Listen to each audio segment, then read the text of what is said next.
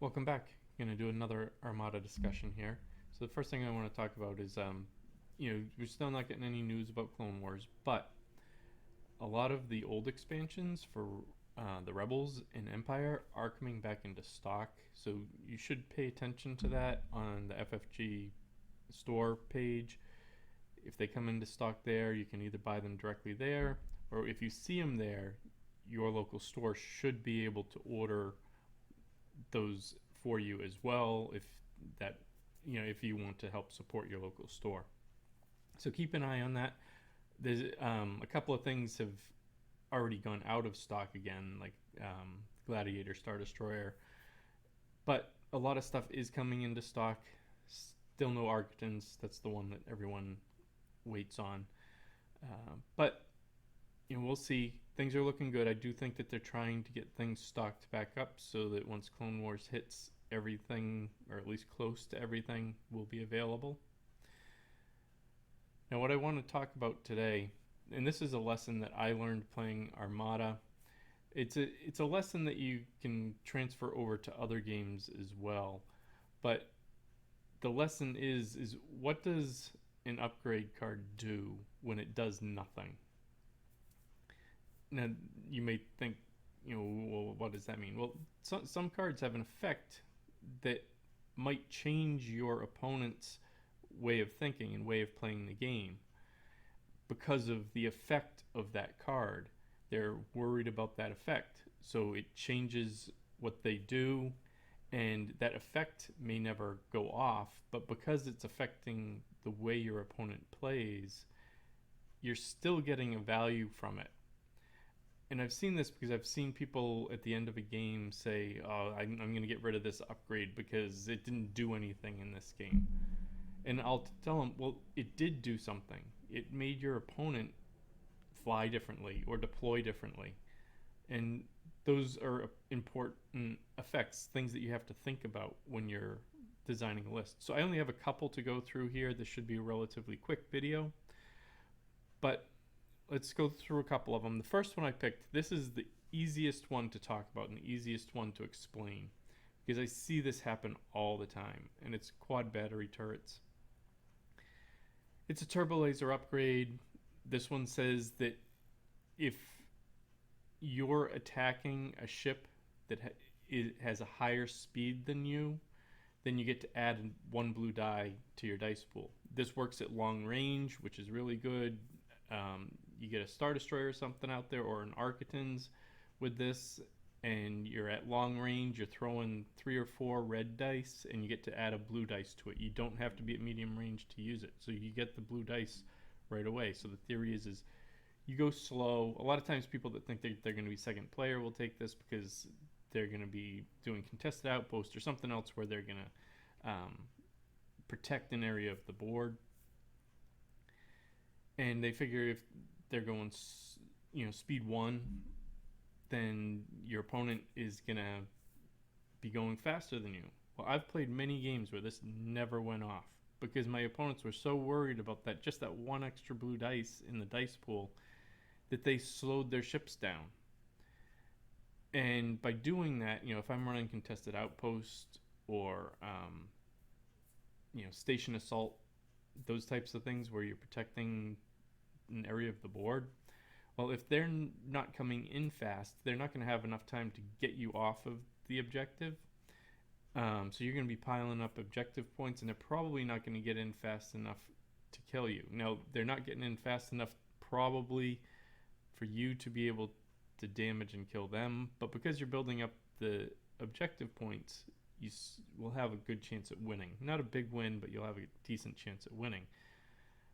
Now, I've learned that when you see this card, sometimes if it's on the other side of the board, sometimes you have to ignore it because if you go slow, you're just kind of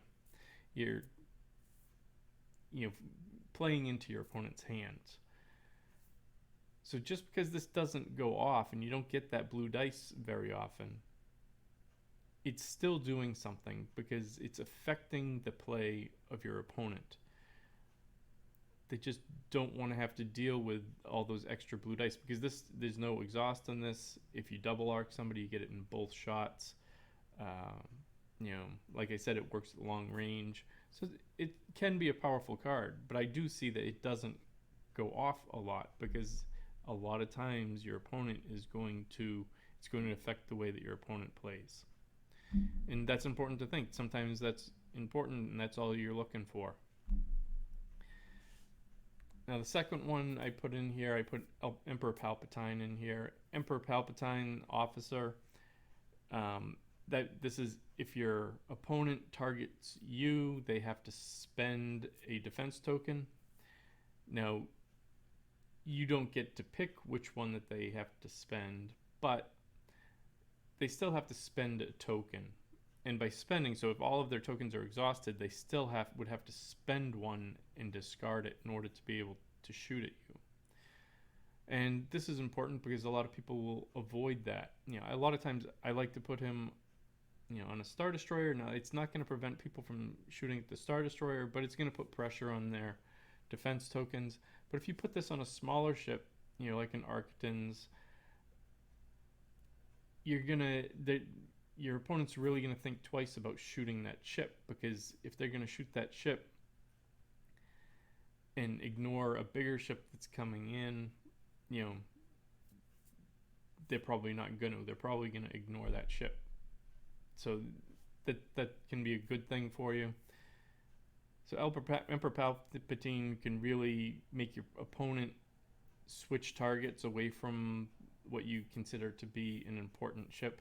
Maybe you want to just put your commander on a small ship, put Palpatine on there, and people will just maybe, ignore that ship just because they don't want to have to deal with exhausting defense tokens if they're going to have a bunch of other shots coming in. Next one would be Gunnery Team. So Gunnery Teams, you see this a lot on Star Destroyers. You get to shoot multiple times out of an arc, so it works on the Super Star Destroyer too. You can shoot 3 times out of an arc.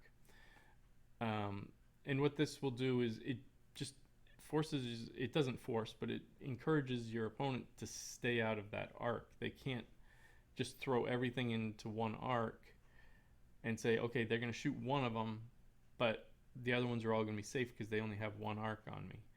Well, with the Star Destroyer, or they throw all their squadrons into the one arc that a ship is going to be in, so they're protecting their squadrons, because now your opponent's going to have to choose, do I shoot the squadrons or do I shoot the ship? By having Gunnery Team in there, they have to fly differently now. They don't want to put everything into the one arc of your ship, because you're going to get 2 really strong shots out of it. So they might not be able to keep their ships as close together as they wanted, or they're going to have to flank quicker than they wanted, stuff like that. So Gunnery Team, I've had games where Gunnery Team never went off. I never got to shoot twice out of the same arc. But it changed the way my opponent was flying considerably. Another one would be Grab Shift Reroute. So this one's a little bit different. This one goes on an interdictor, lets you move around obstacles after deployment. This one, it affects the way your opponent's going to deploy. If there's a clump of obstacles and you put the token in there, they're going to probably deploy as far away from that ball of obstacles as they can, and because you're going to be able to move them around however you want, and they don't want to have to deal with you just throwing rocks in their face right from the start.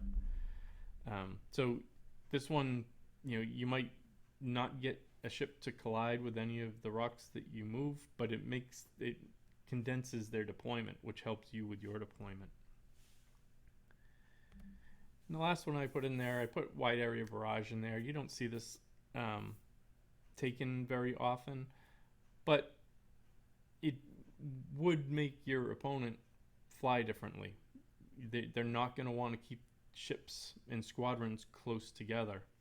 If they want to have a ship with a squadron screen right close in front of it, well, now when you shoot that ship, you're going to be able to do a little burst damage on the side that goes straight through to squadrons.